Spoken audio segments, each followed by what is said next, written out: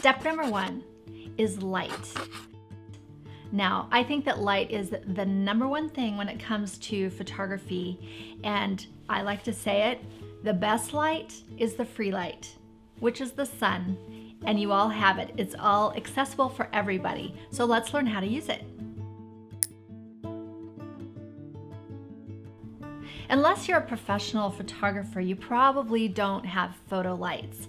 So when you try to use your lamp light or your overhead light in your house, the color's just not quite right. It oftentimes will warm your photo up, and that's not really quite the look you want. So check this out. Here is a flower that I photographed with my table lamp. And then here's another shot of the same flower with my overhead light. And you can see the coloration on that. Now, I'm just gonna simply walk into the other room and place it by the window. And look at the difference. It's huge. So the first thing I'm gonna encourage all of you to do is do not use your overhead lights or your table lights. Stick with the sunlight.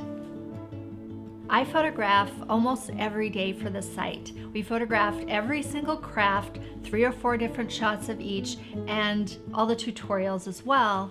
I know some of you might think that I have a fancy studio, but the truth is, I photograph in my house. And this is the actual room in which I do all the photographs. And I chose this room because it has beautiful light. It has 2 windows here, you can see.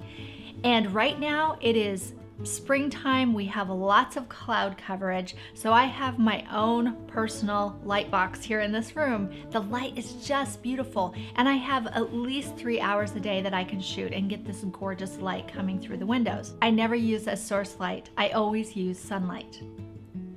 So one of the first things you guys want to do is go find your window, go find your sweet spot. It might be different throughout different times of the day. So maybe take a flower or a project that you've made and place it and take little snapshots around your house to see which light you like the best. And then notice the time of day that you get that really beautiful light. And you'll be surprised at the quality of your photos. When you're working with the direct sunlight and how it comes through the window, what I have found to be the easiest direction is the side light.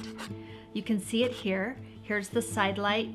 This side's a little bit more shadowed. This has the sunlight coming and touching the edges, and this gives it so much depth and texture, and you can really see a lot of details. So I'm going to suggest that you start there. Now, of course, you can always do a backlight, but look how that really dims everything out. You don't see as much detail, and there's a bit of a blowout in the background of this photograph. And here's what you call front light. This is where the sunlight directly hits the face of what you are photographing. And what I'm seeing is that it flattens everything out. You don't have as much shadow, you don't have as much depth. So again, side light is my sweet spot. That's where I usually shoot.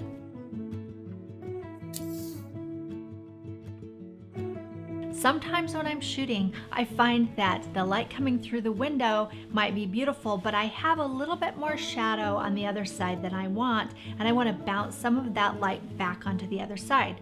The most simple way to do that is get a piece of foam core. You can hold it flat, you can prop it against something, have someone else hold it for you, or you can bend it and create a little light box. So let me show you some tips on working with direct sunlight and how to soften it. Over the years, I've collected a few different sizes of these diffusers, and they can easily be popped in the window. You can have someone hold them if you need to. They're easy to find on Amazon. There's some links below. Or you can also get some ripstop cloth and hang it in your window. If that's a window that does get a lot of direct sunlight all the time, you might even want to keep it up there so that you're always ready to shoot. You can also buy a reflector diffuser set that has your diffuser and also a reflector. Sometimes they have a gold reflector or a silver. This works. It does bring more light than a white card, and I usually tend to stay away from the gold because it throws a little bit more yellow on my project that I want. So if I need extra strong light, I'll use the silver.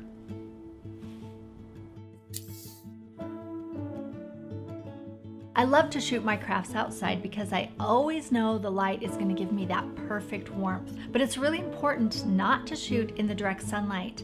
I'll either find a spot of shade in the lawn, beside the building, or if you don't have something like that, you can bring your diffuser outside with you and have someone hold it up as a shade while you photograph.